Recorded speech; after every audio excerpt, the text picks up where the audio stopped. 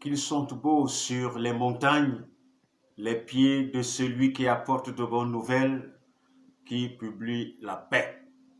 C'est par ces paroles du prophète Ésaïe que la caravane du livre chrétien vous accueille aujourd'hui dans la bibliothèque de votre humble berger, le révérend Ebenezer Bissahom Bissahom.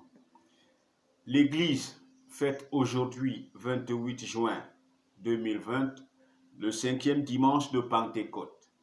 3 textes ont été retenus par le calendrier liturgique pour la célébration dans l'Ancien Testament.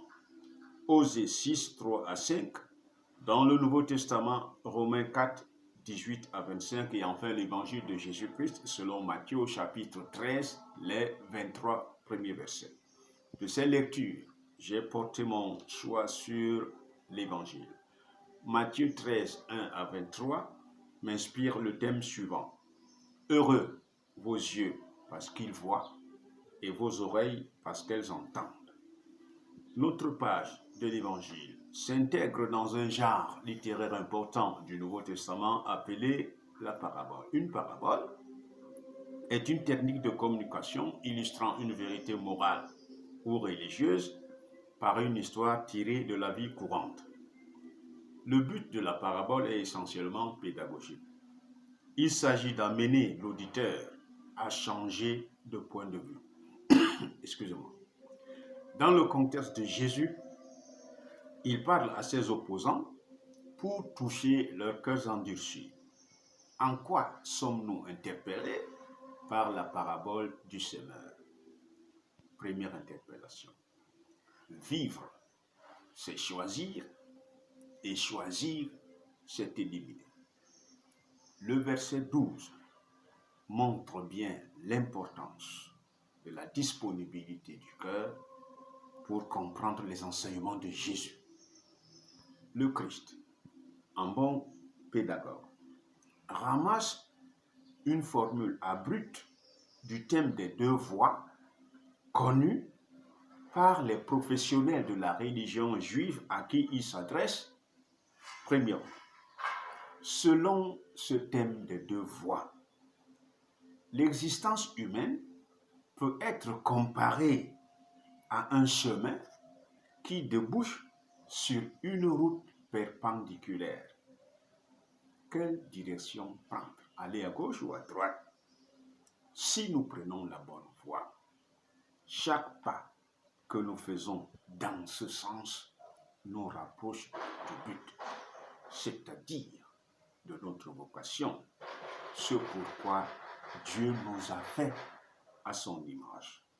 Salomon dira, « Donne au sage et il deviendra plus sage, instruis le juste et il augmentera son acquis ou son savoir. » Si malheureusement nous choisissons la mauvaise direction, ce qui nous arrive parfois, chaque pas dans ce sens de la perdition nous éloigne du but.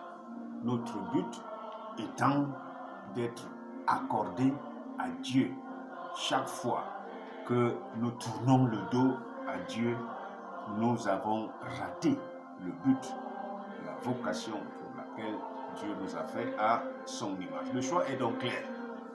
Ou bien écouter, entendre, ouvrir ses oreilles pour laisser la parole de Dieu nous instruire et nous transformer progressivement, ou refuser d'entendre au risque de devenir de plus en plus dur d'oreille.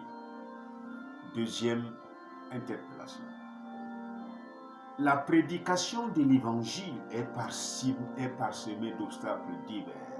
Essayons d'en lister quelques-uns. Premièrement, il y a d'abord les difficultés pour les contemporains de Jésus de lui faire confiance au point de le reconnaître comme le Messie. Pourquoi? Parce que Jésus est issu d'une famille pauvre. Il est fils d'un charpentier non intégré dans le cercle très fermé des autorités religieuses de l'époque. 2. Les disciples eux-mêmes sont choqués par l'enseignement du Maître au sujet du pain de vie. L'évangéliste Jean rapporte: après l'avoir entendu, beaucoup de disciples commencèrent à dire: cette parole est dure, qui peut l'écouter?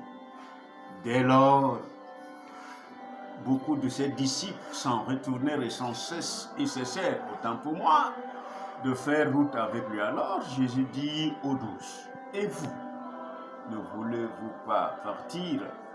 Simon-Pierre lui dit: Seigneur, à qui irions-nous? Tu as la parole de la vie éternelle. 3. Et enfin, les difficultés inhérentes à tout chemin de conversion. Les exigences du royaume sont sans cesse étouffées par les soucis et les peurs du monde. Dans notre cas, par un manque d'organisation des semeurs de l'évangile que nous sommes. L'évangélisation dans notre pays est moribonde et tatillonne, car tétanisée par un personnel mal recruté, approximativement formé, mal nourri, non évalué, et donc corrompu. Mes frères et sœurs, retenons que malgré les obstacles, malgré le génocide intellectuel et religieux bien orchestré dans notre contexte, la récolte est grande. Et ceci pour deux raisons. Premièrement, Dieu utilise nos limites, nos erreurs, notre méchanceté comme matière première pour manifester sa toute-puissance et sa miséricorde. Deuxièmement, ceux et celles qui se laissent bercer par la parole du Seigneur connaissent des succès spectaculaires. Écoutons le verset 3 de notre texte. Celui qui a reçu la semence dans la bonne terre, c'est celui qui entend la parole et la comprend. Il porte du fruit, et un grain et donne 100, un autre 60 et un autre 100. Le règne de Dieu, il faut l'admettre, ne s'établira qu'au travers de nombreux échecs, car entrer dans l'intelligence du royaume ne peut être que l'effet de la miséricorde de Dieu. À nous, il a été donné de connaître les mystères du royaume des cieux. Heureux vos yeux, heureux nos yeux, parce qu'ils voient, et vos oreilles, parce qu'elles entendent. Celui qui a reçu la semence dans la bonne terre, c'est l'homme qui entend et comprend la parole de Dieu. Cela suppose donc un cœur disponible, capable de recevoir de Dieu la lumière qui vient de lui seul. Cette disponibilité du cœur doit être reçue non comme un mérite, mais comme un cadeau à engraisser.